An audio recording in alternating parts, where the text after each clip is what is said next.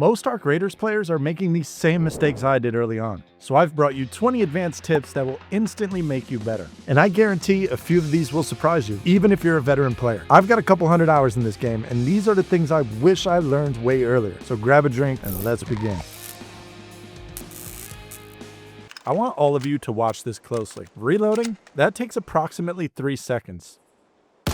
Swapping weapons, 1 full second. And in the time it takes you to do either of those, your opponent can pretty much dump an entire magazine into you in just 2 seconds. That means if you're standing in the open, running a standard 2-gun kit, and you try to reload or swap mid-fight, you're basically giving your enemy a free kill. So here's how we can fix it, or at least give ourselves a better advantage. In my last video, we went over a slide roll, which is basically sliding and rolling in an opposite direction.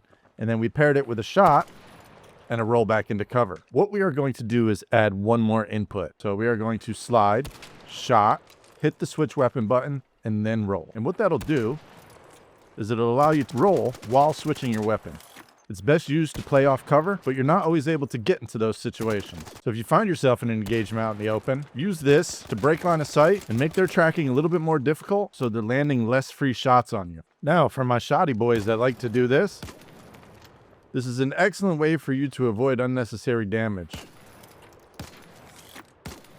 That slide roll gives you just enough time to get into the next shot without standing in front of people while reloading. You guys are breaching doors all wrong. If you breach a door like this, you can't see behind you. However, if you move to the corner of the door and breach it from the absolute corner, you can see all around you, preventing you from getting flim-flammed. Utility, utility, utility. I can't stress the importance of using your utility enough. Here I am minding my business on Stella Montes when Tater Tot gets an absolute angle on me from behind. Now, I'm dead to rights here, and the only thing that allowed me to get away was the blue shield augment that pops a smoke grenade upon the shield break. This gives me enough time to circle through my inventory and grab a fuse grenade, in which I know this guy's gonna push me, so I front load a grenade into that smoke that ends up breaking his shield, evening up the fight, and I'm able to slide into a shotgun shot to finish him off. If it wasn't for utility, I would have lost that fight. Example number 2, I get caught out in the open on Buried City. I got half a shield and I'm in a terrible position, but I brought in a fuse grenade and 2 smoke grenades. So I decided to use the smoke grenade to give me some cover, and I pushed to the back side of the building, in which this guy makes the mistake of pushing up, not knowing where I am. I grab height with the No Toro shotgun. He has no idea where I am, and like Anakin Skywalker, never fight against the high ground. Hey, GG. GG, man. I thought you had me, bro. I ain't gonna lie. 2 fights that I never should have won, but utility saved the day. You should 100% be prioritizing upgraded augments and upgraded shields, especially when the augments come with the utility. As you saw in the videos, the shield break smoke grenade saved my life, and the blue shield gives you the highest survivability jump for your gear level. Heavy shields obviously being the best, but the blue shields being really easy to craft. Some of the purple augments have really good perks on them as well, like this one that allows you to shield recharge while you're running, which comes in real handy. And then my last point on these, instead of repairing them when they start to break, if they get down into the red, just go ahead and recycle them, because it'll give you back an arc circuitry. Then if you go into your gear bench, you can easily craft a full durability shield with that 1 arc circuitry that you got back and 4 batteries. I know it costs more batteries, but batteries are easy to find, and you could always head over to Celeste and buy them for assorted seeds. I really debated on whether or not to put this next tip in here, but this is the way you sound running and walking with a light backpack.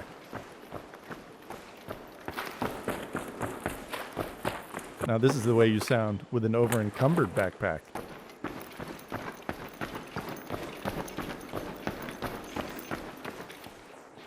This means that in-game, you'll be able to hear that difference in other players. Do with that information what you will.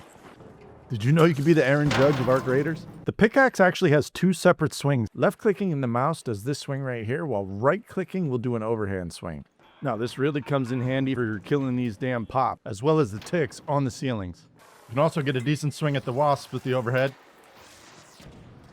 This also pairs really well in the skill tree with Sky Clearing Swing and Fly Squatter perk. This is going to be 2 tips in 1, and I think most of us are struggling with stash space. So here's what you can do to fix it. I like to call it the gun mule. If you are sitting on a load of attachments that you don't want to get rid of but are taking up space in your inventory, go to one of the weapons you aren't using, right click on it and go to inspect. This will bring up every available attachment. So what you can do is shift click on these and easily get them out of the way, freeing up 4 spots per weapon. Decent way to clear up inventory space really fast. There are 2 separate speeds in which you can ascend and descend ladders. One is just regular W key and S key for a nice slow pace, but if you hold the sprint button, you climb the ladder a lot faster and descend the ladder a lot faster. Just keep in mind that this does take stamina, so if you're low on stamina, you will run out. Between 8 to 12 meters is around the height you start to take fall damage from falls. You could easily judge whether or not you'll take fall damage by pinging the ground to get an approximate fall distance. Now, if I just regularly jump off this, I take fall damage. However, if I time a roll,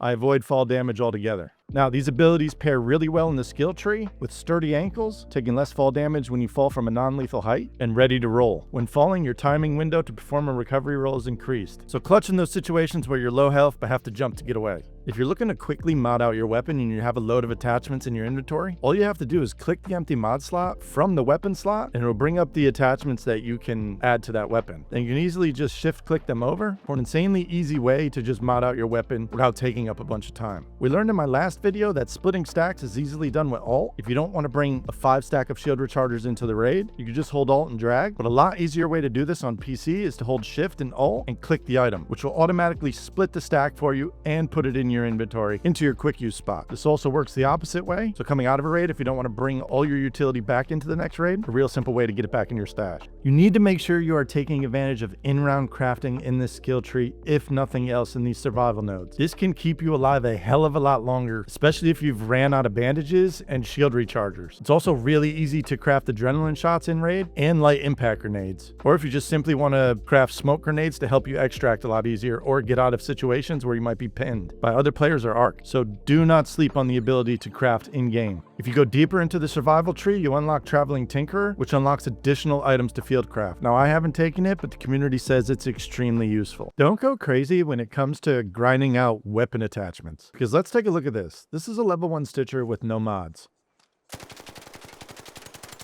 Now that's no recoil control. Let's add an attachment onto the gun that's meant to give it a 30% reduced horizontal recoil. I mean, it's literally no different, and it's supposed to be 30%. And keep in mind that some of the perks on these weapon modifications will in fact ruin the other perks that you've put on there. So if I add this lightweight stock to the gun that increases the ADS speed, in which here's it without it, and here's it with on, so a clear difference there, it insanely increases the vertical recoil. So the gun with absolutely no attachments,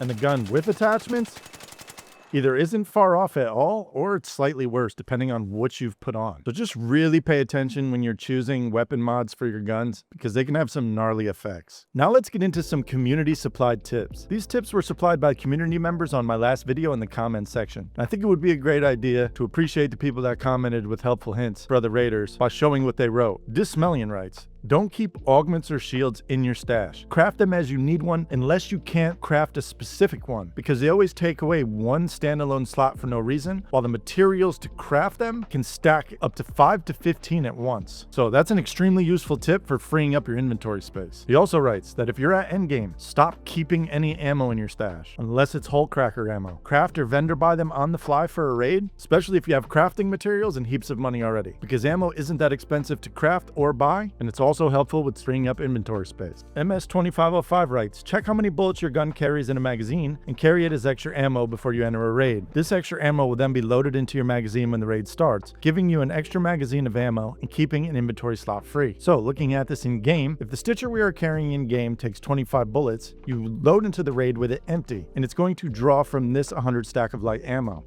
Hopping into raid, we see that this is exactly what happens. So his fix for this is to bring in that extra ammunition in a slot by itself. So you would load 25 extra rounds in a single slot. That way it loads directly into the gun upon raid entry, leaving you with your 100 stack of light ammo untouched and an extra backpack slot to do whatever you please with during raid. Excellent tip from the community, and really big brain that you figured that out. Let me know in the comments below if I missed any tips or tricks, and if I really like what you write, I will try to feature you in the next video I do. Hope you guys found value in the video. If you're looking for more advanced guide, I've linked the full 300-hour video in the description below. Make sure you subscribe so you can stay tuned for future videos, and I will see you on the next one.